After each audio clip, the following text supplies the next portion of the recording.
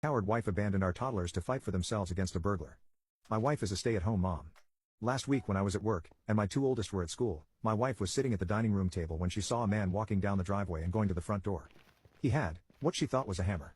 She went to the front door and the guy was trying to get in. The guy saw her and waved, and tried to get in. She fled the house and ran out the back door. She left her cell phone and Apple Watch. She also left our twin girls, 8 months old. They were sleeping in their cribs.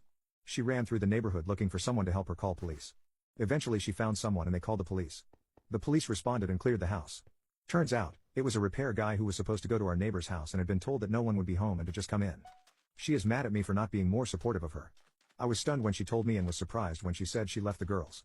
She is always yelling at me about how I don't do enough for the kids, unlike her who sacrifices constantly. I don't think that is accurate, but it is beside the point. We have been having major issues in our marriage for a long time apart from this.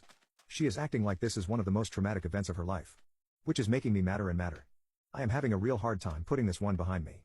If this guy had been a bad guy, she would have abandoned our girls to him all so she could save herself. Our house isn't that big, and people in the neighborhood and online know we have 2 little girls. I honestly don't know what to do.